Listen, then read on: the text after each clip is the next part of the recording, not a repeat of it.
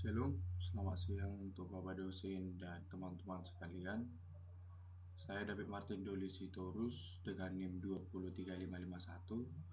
Saya akan mempresentasikan hasil dari lab seminar Biblika saya yang berjudul Langit menceritakan kemuliaan Allah dan Cakrawala memberitakan pekerjaan tangannya. Studi historis kritis terhadap Mazmur 19 ayat 1 sampai 15. Yang pertama, pengantar. Di dalam proses hidup umat manusia saat ini seringkali melupakan eksistensi Allah atas hidupnya. Manusia cenderung lebih mengutamakan kepentingan duniawi sehingga tanpa disadari menjauhkan dari pemahaman yang mendalam tentang Allah Sang Pencipta dan peranan manusia dalam menjaga keutuhan ciptaan. Apalagi di era teknologi sekarang ini, perhatian manusia juga semakin dibutakan dengan hadirnya teknologi seperti handphone. Teknologi itu sendiri bukanlah sesuatu yang salah, namun seringkali cara penggunaannya menjadi tidak tepat.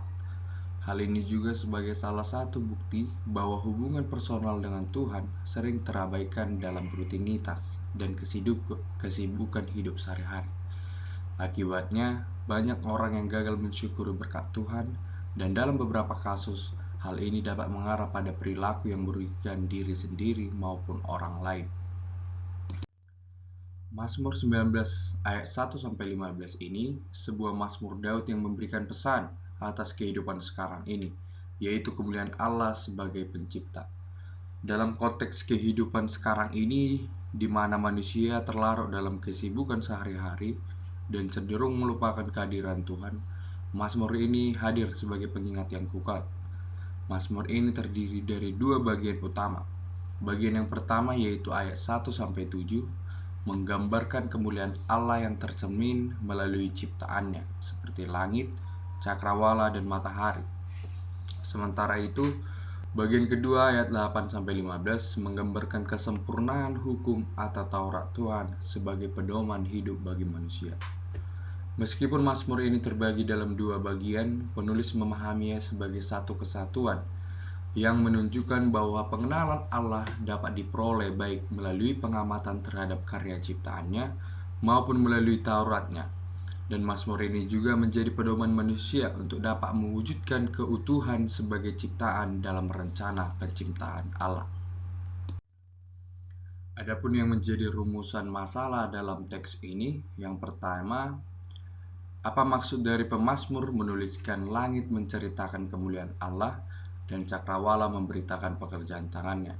Yang kedua, mengapa pemazmur menuliskan pengulangan kata Tuhan secara berulang-ulang di dalam Mazmur 19 ini? Bahkan ditemukan ada 6 kali setelah pemazmur menjelaskan segala kegunaan dari firman Allah. Yang ketiga, bagaimana pernyataan Allah melalui Tauratnya?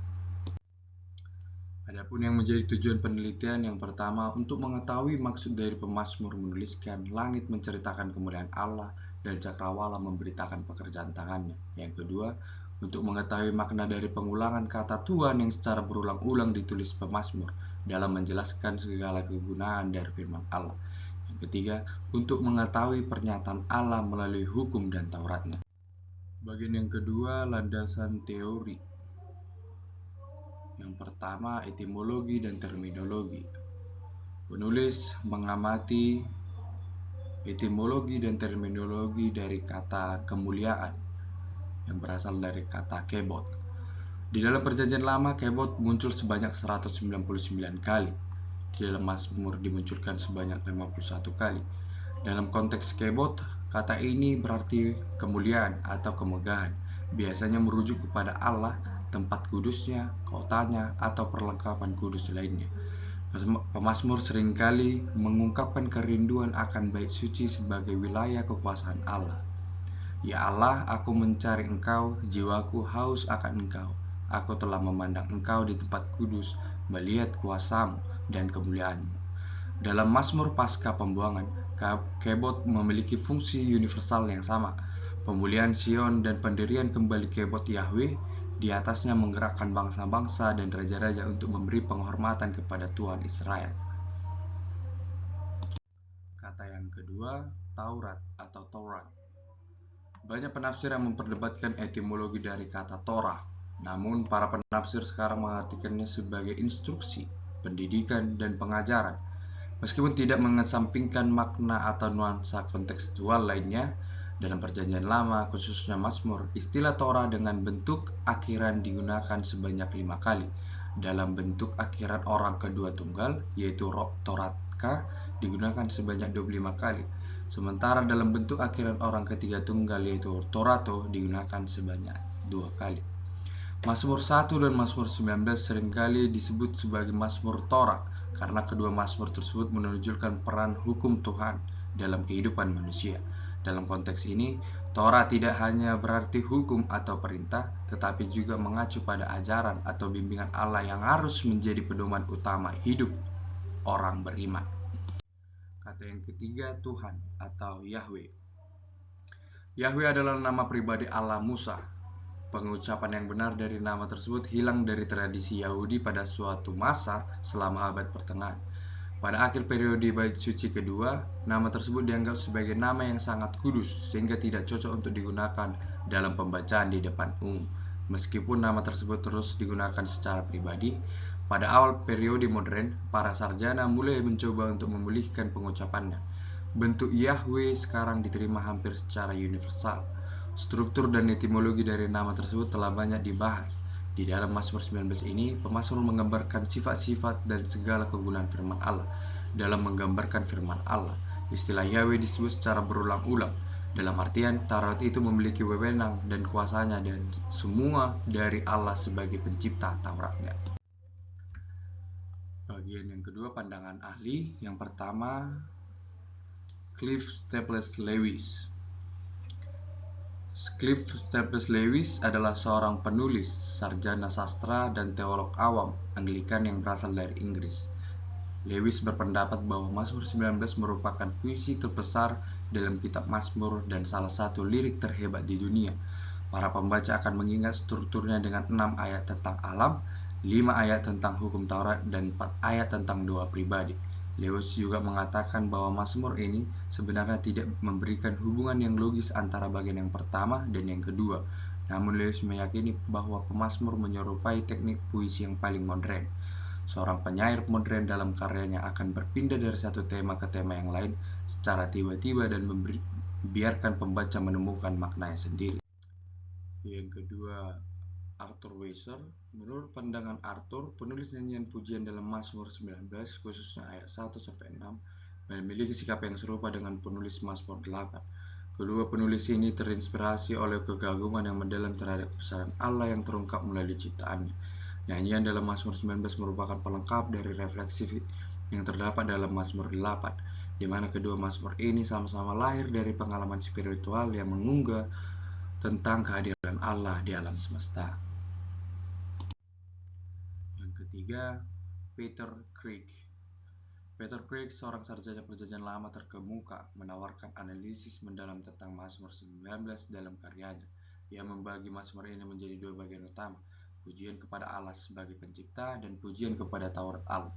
Craig menekankan bahwa tema sentral Mazmur ini adalah pewahyuan Allah yang dimanifestasikan melalui ciptaannya dan juga melalui Taurat. Dalam bagian yang pertama, ia menafsirkan teks sebagai deklarasi kemuliaan Allah yang terlihat dalam ciptaan, terutama langit dan benda-benda langit. Sementara itu, bagian kedua dipahami sebagai pujian terhadap kesempurnaan dan manfaat Taurat Tuhan. Yang bagian ketiga, metodologi. Penulis di dalam mengerjakan tulisan ini menggunakan metode historis kristis. Melalui metode historis kristis ini memberikan suatu rekonsiliasi antara pendekatan historis dan pandangan-pandangan religius dari kitab suci. Bagian yang keempat, tafsiran. Kritik teks, perbandingan terjemahan kata kemuliaan. Di dalam Hebrew Study Bible digunakan kata kebod, di dalam LI menggunakan kata kemuliaan, di dalam Bible Toba menggunakan hamuliaon, di dalam NIV menggunakan the glory, di dalam KJV menggunakan the glory. Kata kebod memiliki arti dasar berat atau bobot, yang kemudian berkembang menjadi konsep kemuliaan, kehormatan, atau keagungan.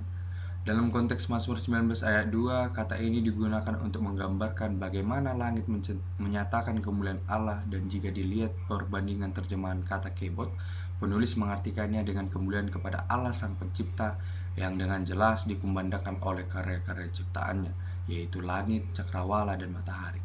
Sebab segala sesuatu yang ada di alam semesta ini tidak bisa ada begitu saja sejak kekekalan. Langit, cakrawala, matahari, dan lainnya tidak mungkin tercipta oleh karena benturan atau secara kebetulan, melainkan karena kebesaran, kekuasaan, hikmat terbatas oleh Sang Pencipta. Perbandingan kata Taurat. Di dalam Hebrew Study Bible menggunakan istilah Taurat, di dalam LAI menggunakan Taurat, di dalam Bible Toba menggunakan Patik, di dalam NIV menggunakan the law, di dalam KJV menggunakan the law. Kata Taurat secara harafiah berarti pengajaran atau instruksi, namun sering diterjemahkan sebagai hukum atau Taurat. Dalam konteks Mazmur 19 ayat 7, Taurat digunakan sebagai bagian dari rangkaian istilah yang menggambarkan wahyu Allah yang tertulis, termasuk kesaksian, titah, dan perintah. Dalam konteks yang lebih luas, kata Taurat sering merujuk pada 5 kitab pertama Perjanjian Lama, Pentateuk. Tetapi di sini digunakan dalam arti yang lebih umum untuk wahyu Allah. Berdasarkan perbandingan terjemahan kata Taurat di dalam Mazmur 19 ayat 7a, penulis mengartikannya dengan pengajaran dan bimbingan dari wahyu Allah. Ini menggambarkan hukum Allah bukan sebagai beban, tetapi sebagai sumber kesempurnaan.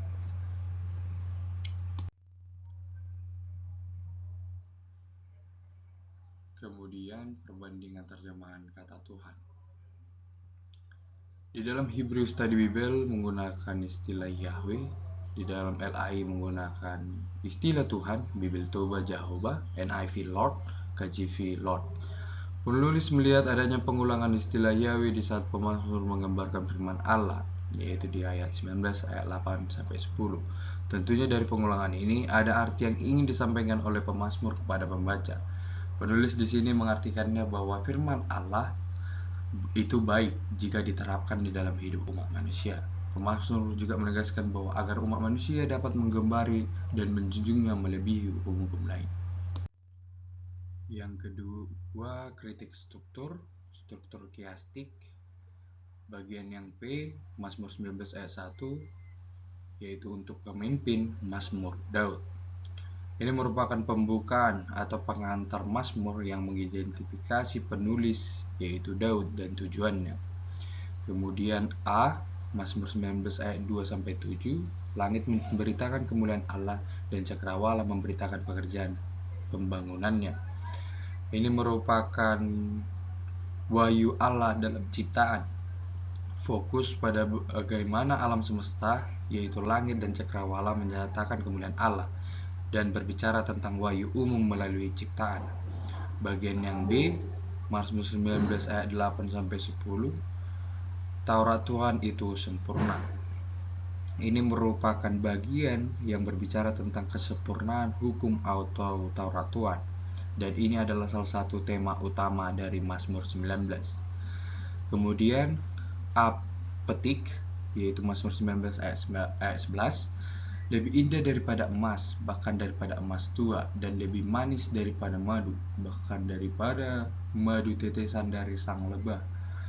Ini mengartikan keindahan firman, paralel dengan A yang pertama, tapi kali ini membandingkan firman dengan keindahan ciptaan, yaitu emas dan madu. Ini juga menunjukkan bahwa firman lebih berharga dari unsur-unsur alam yang paling bernilai. Kemudian B petik, yaitu Mazmur 19 ayat 12-15, mengenai maka aku akan menjadi tidak mencela. B petik ini hasil ketaatan pada Taurat, paralel dengan B yang menunjukkan dampak dari menaati Taurat dan berfokus pada hasil personal menjadi tidak bercela.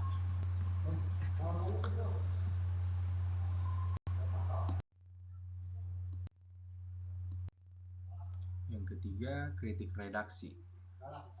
Struktur Mazmur 19 menunjukkan adanya dua bagian yang dapat dibedakan dengan jelas. Pembagian ini telah memunculkan hipotesis di kalangan para ahli bahwa Mazmur ini mungkin merupakan hasil penggabungan dari dua puisi yang berbeda.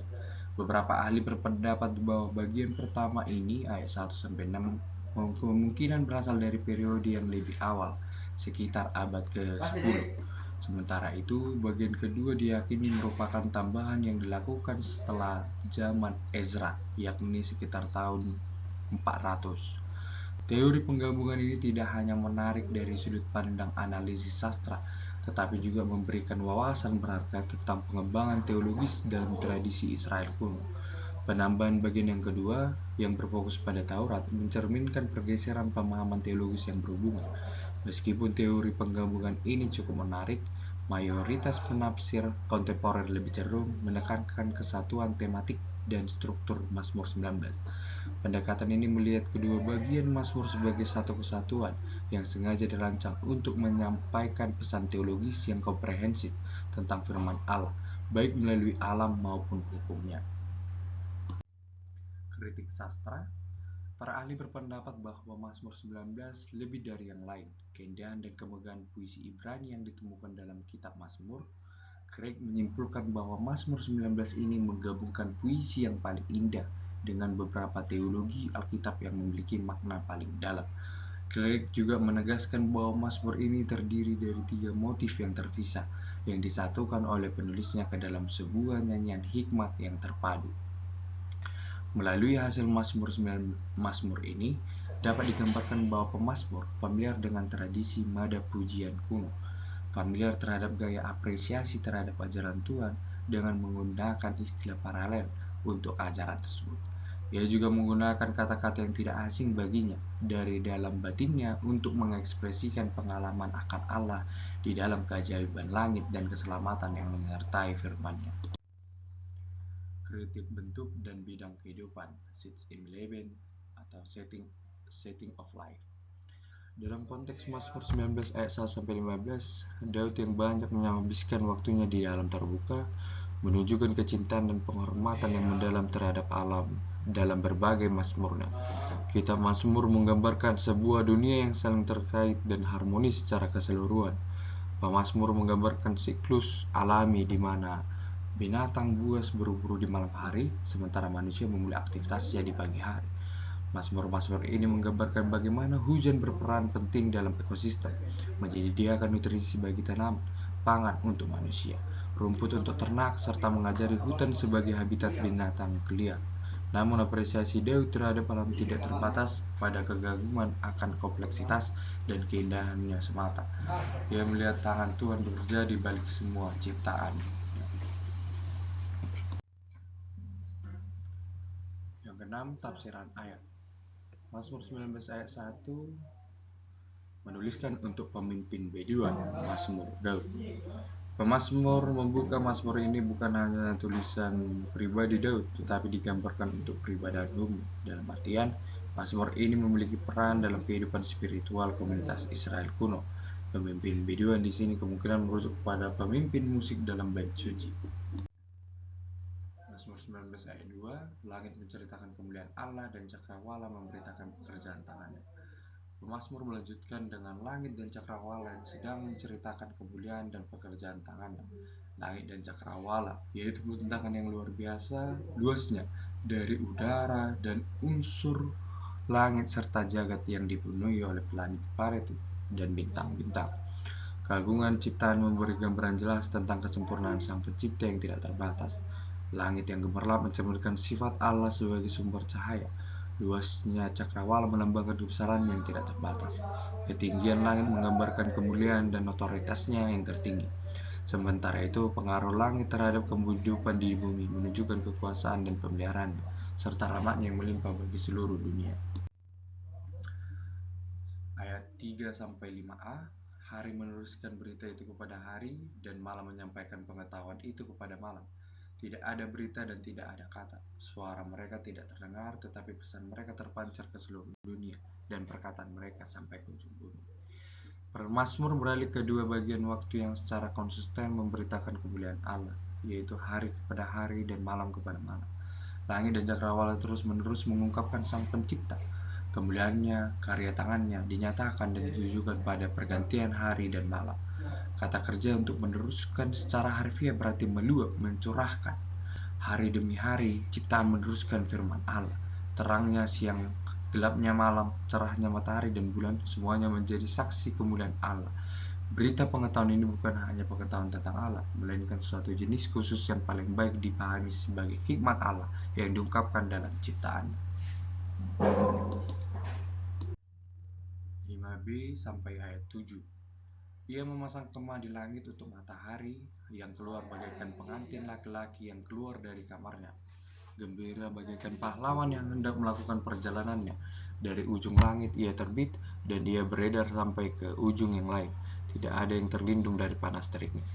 Pemazmur juga menggambarkan langit sebagai kemah matahari yang juga memberitakan kemuliaan Sang Pencipta pada ayat 5b. Di antara semua karya ciptaannya, matahari memiliki peran yang paling penting dalam kehidupan manusia di bumi. Tanpa matahari, kehidupan di bumi menjadi gersang, seperti penjara atau gurun yang tandus. Kemungkinan inspirasi pemazmur muncul saat ia sedang mengagumi keberadaan matahari terbit. Keindahan dan kecermerlangan cahayanya mungkin membangkitkan kesadaran, mendorongnya untuk mengekspresikan kekaguman akan keagungan Tuhan. Ayat 8-11. Taurat Tuhan itu sempurna, menyegarkan jiwa, peraturan Tuhan itu teguh, memberikan hikmat kepada orang yang tak berpengalaman. Titah Tuhan itu benar, menyukakan hati, perintah Tuhan itu murni, membuat mata bercahaya. Takut akan Tuhan itu suci, tetap ada untuk selamanya. Hukum-hukum Tuhan itu benar, adil semuanya, lebih berharga daripada emas, bahkan daripada banyak emas murni, dan lebih manis daripada madu, bahkan daripada madu tetesan dari sarang lebah. Bagian kedua pemazmur menggambarkan kemuliaan Allah melalui Tauratnya. Pengenalan akan Allah melalui karya-karya ciptaannya bisa berguna bagi manusia jika manusia dapat mempertahankan kejujuran dan ketulusannya. Akan tetapi untuk memulihkan keadaannya yang telah jauh, maka suatu tindakan lain perlu dibuat, dan hal itu harus dilakukan melalui firman Allah. Ayat 12-15. Hambamu juga menerima peringatan darinya, dan orang yang berpegang padanya mendapat upah yang besar. Siapakah yang dapat mengetahui kekeliruannya sendiri? Bebaskanlah aku dari apa yang tidak kusadari. Lindungilah hambamu dari sikap angkuh. Jangan sampai aku dikuasai olehnya. Maka aku akan menjadi tak bercela dan bebas dari pelanggaran besar. Kiranya ucapan mulutku dan renungan hatiku berkenan kepadamu, ya Tuhan, gunung batuku dan penebusku. Ayat 12-15. Pemazmur merenungkan dirinya sendiri dalam hubungannya dengan Allah dan wahyunya. Ia merenungkan dosa dan keterbatasan manusia. Allah adalah sempurna, dan wahyunya dalam ciptaannya dan firman menyatakan kemuliaan, kekuatan, dan kebijaksanaannya.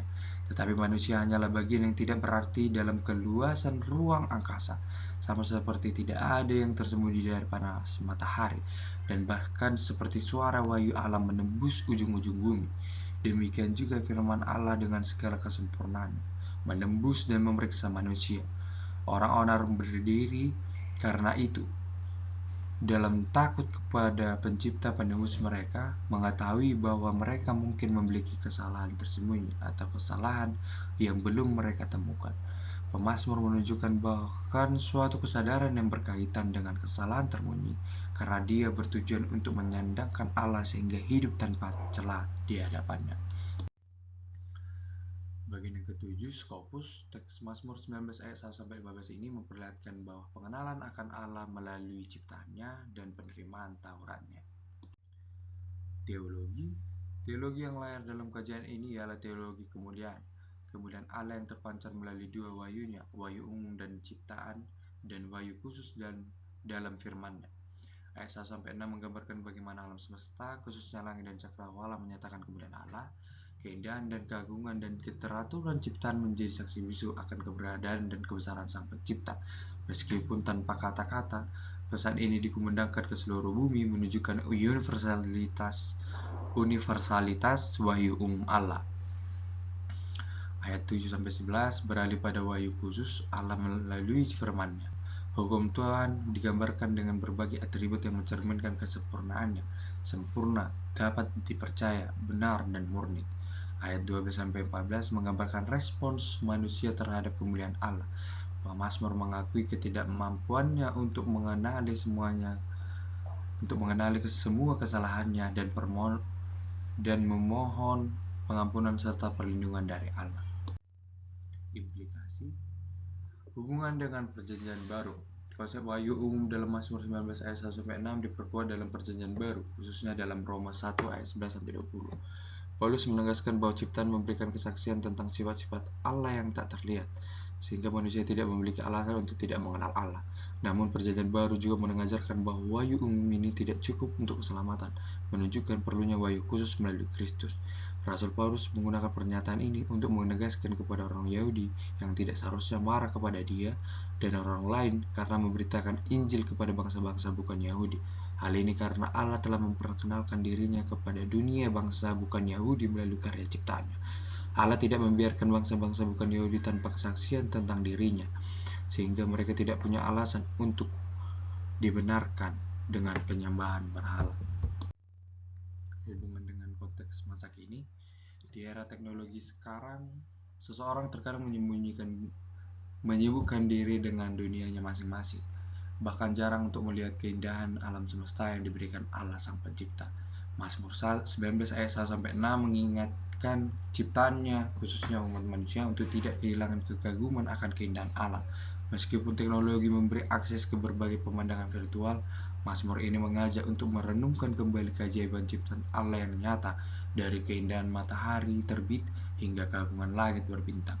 Ini bisa menjadi panggilan untuk lebih menghargai lingkungan dan terlibat dalam upaya pelestarian alam sebagai bentuk penghormatan kepada Sang Pencipta. Bagian tentang hukum Tuhan berbicara kuat di tengah era relativisme moral.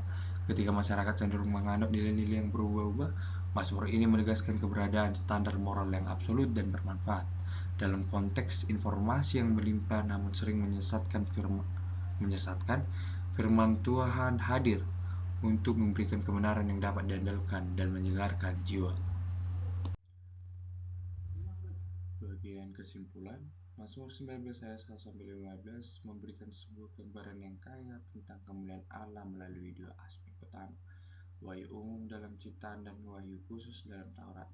Mazmur ini dimulai dengan menggambarkan kemuliaan Allah tanpa kata-kata, namun dengan cara yang universal dan konstan. Pemazmur kemudian beralih ke wahyu khusus Allah melalui Tauratnya, menggambarkannya sebagai sempurna, dapat dipercaya dan lebih berharga dari emas atau madu. Bagian akhir pemazmur ini merekspresikan respon manusia terhadap wahyu Allah, mengakui keterbatasan manusia dan kebutuhan akan pengampunan serta perlindungan Allah.